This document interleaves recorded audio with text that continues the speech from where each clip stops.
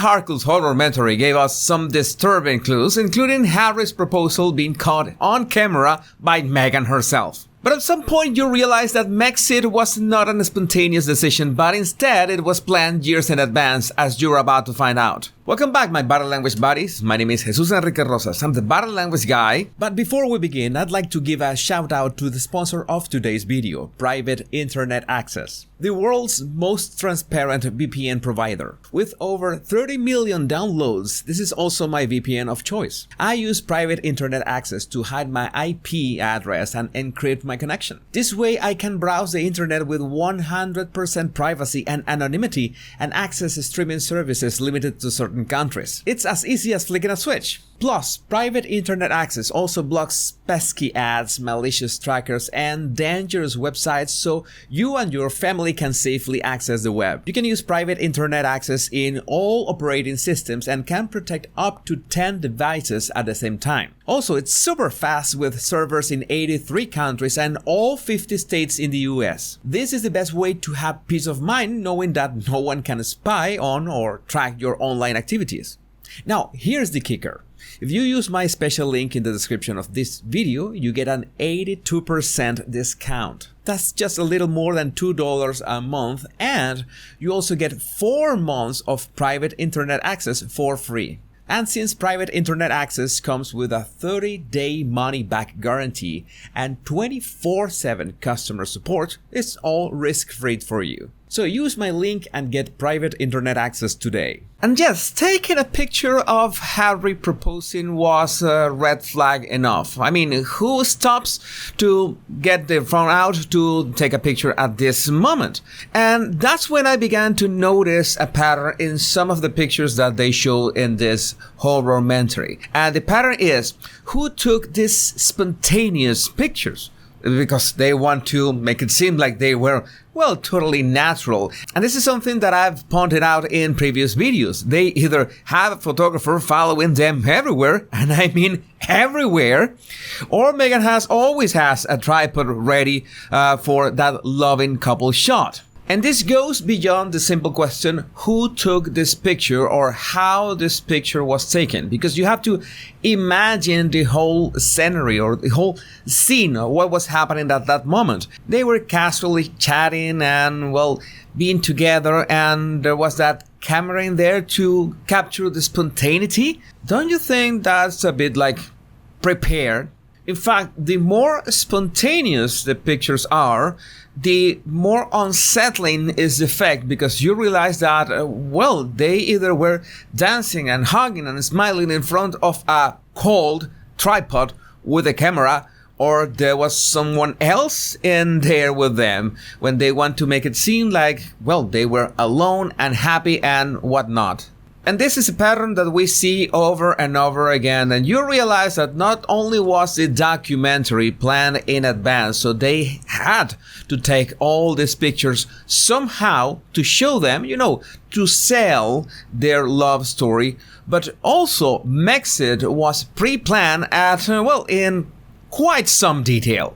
I mean, there are so many photos of the Harkles that look like an insurance company ad, like this one. Again, who took this picture?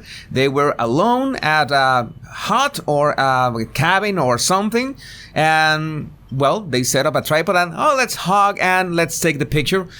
Well, that might be it, but I don't know if you have ever heard of a tripod that walks behind people, like trying to keep them into the frame. Who was this? Was Doria? Was Archie? I don't know. I think they could sell this as stock footage for insurance companies. But perhaps one of the, well, most interesting pictures is this one. They are, well, having tea at a very small house.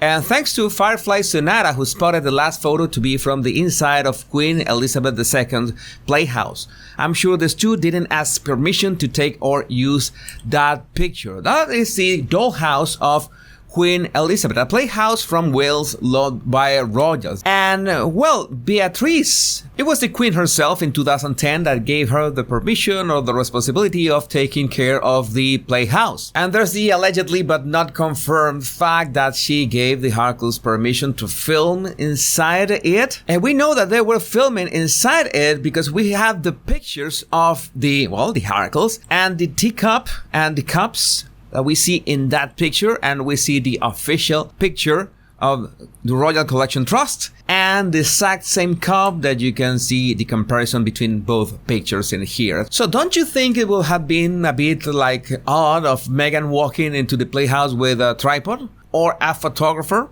It's it's like they are thinking of something, like planning something in advance. And this is food for thought. If they went to such great lengths to secure content for their horrormentary, what other content they would have secured for, well, the following years? Like a second season of the horrormentary. And there are pictures like this. This must be a photographer. If it's a setup tripod, these people are insane. Wouldn't Harry want to be alone with his wife without the pap following them? You tell me, this would be a real pain to, well, take it themselves. And yes, in the horrormentary, they make sure to include the zoom in, so, well, you know that they are in love, and more of this later. And they were absolutely not trying to copy William and Catherine. But I thought that it was, I was stretching things out until, well, thanks Royal Wales, Cambridge Power. It's not necessary that I say anything. You see, well, this is William and Catherine with a dog, and yeah, I don't have to say anything else either. But well, back to those kissing pictures, and especially kissing selfies. This might sound like an awkward or weird question, but is it common to take selfies while you're kissing your significant other? You have the right to say it's completely normal only if you have taken this kind of pictures. I found them a bit like odd, like you have to hold the camera and close your eyes and kiss, like, oh my god, yes, we are kissing and such and such. And I'm sure this is a selfie because I can see Harry's arm towards the camera, so he is like holding the camera. And some people on Twitter were arguing with me, saying that no, that must have been a photographer. Well, still, it's creepy. Not to mention how stiff is Harry in that picture. I'm just gonna go forward. I don't want to stress you that much. But yes, there's this arm, Harry's arm, holding the camera. This is also a kissing selfie. I don't know what to think about this. But thanks to my good friend Jennifer Barreto-Leyva, it appears that someone was saving evidence, and well, I agree. But not happy with that, I decided to run a poll on Twitter to, well, find out, have you ever stopped to take a selfie while you're kissing your significant other? Yes, that's cute. 9%. No, what the hell? 90% of people. Well, you get the idea that most people, especially if they are not teenagers, do not do that kind of things. But who am I to judge? I would like to know what you think in the comments of this video. We have enough examples of this, like they want to make sure that they love each other, and also that Meghan wanted to make sure that she was a natural and spontaneous girl all the time. And thank you, Sweet and Salty on Twitter, saw this the other day. The crop pic that was made to look like Meghan was fixing dinner for William and Catherine was actually first posted on the TIG in 2014. You remember this picture when she was saying, even when Will and Kate came over, yeah, she was, barefoot, ripped jeans, natural girl, a bit hippie, flower child. Yeah, that's the image that Meghan wanted to project. But no, that picture was first published on the TIG in 2014, making fish tacos. Make of that what you will. I must say that I sometimes understand when people tell me, you are just seeing things, you are overanalyzing things, this is just nonsense. But then can you explain this picture? Meghan will always get to be in every picture one way or another. And what do we see here? We see Harry that was feeding Archie. I blurred Archie's face, but well, the first moment that was pointed out this on Twitter was that the plate of food, it should be this one, I guess, is empty. And no, there was no food on the spoon, and Archie had his mouth closed. So, well, you have to look for the picture. I'm not gonna show it here, but I have a couple questions. The first one, who feeds a baby with a dress shirt? I don't know. Maybe, well, Harry has a thing for being dressed at home. Maybe. You know what's strange? That Harry's always with those polo shirts, like worn 100 times, washed 100 times, and it's the same polo shirt. And when you're feeding Archie, you use a dress shirt? I don't know. That is so odd.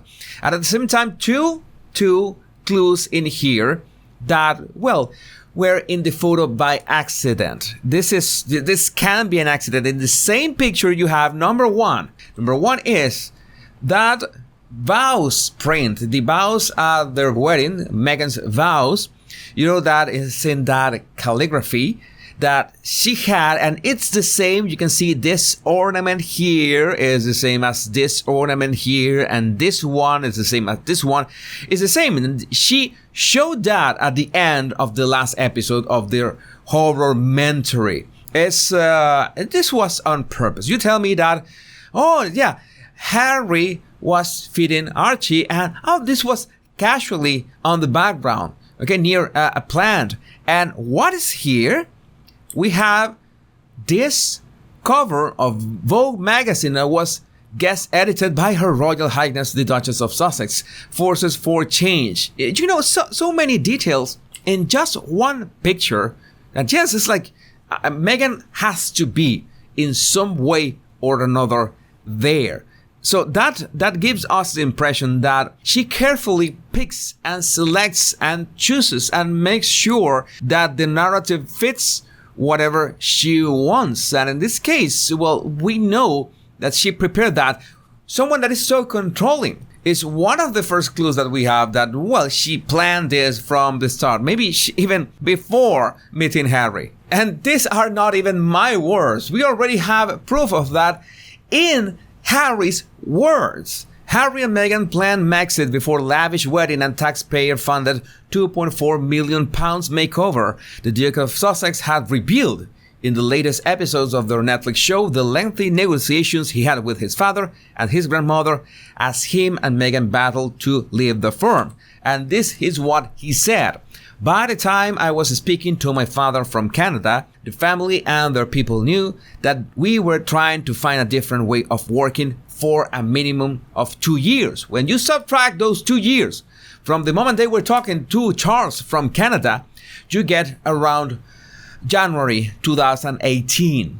They had been planning this hybrid royal way of working, which they did not consult with the Queen at that moment for obvious reasons, because they knew they were going to be rejected. And now they're trying to paint that like it was a forced decision, that it was William who kicked them out of the family. And when was Harry who said on the Oprah interview that Meghan saved him from royal duties, that his father and William are still trapped in the firm. We are talking about two that want to spin the narrative, to, well, change that narrative every couple months. And the more they change it, obviously their credibility, if there's any left, plummets. So just quickly, while we're waiting for Jenny to call, I basically feel like a little bit nauseous. There was when they were waiting for the results of their lawsuit against the Mail on Sunday. And yes, I feel a bit nauseous, but keep recording. Keep the camera on. Yes, I want you to focus on me crying or almost puking, feeling nauseous. We don't want to do a reality show. This is a reality show, and a very lame one. What I find baffling is that so many people believe them without just looking at the facts, what they have said themselves, the pictures, the interviews, the everything, and they take this documentary at face value after even comparing that to the Oprah interview, and you put them side by side, and I don't know what kind of mental gymnastics do their fans go through to justify this, but it's amusing and sad at the same time. My body language buddies, my name is Jesus Enrique Rosas. I'm the body language guy, and remember the two most important words: much love and bliss.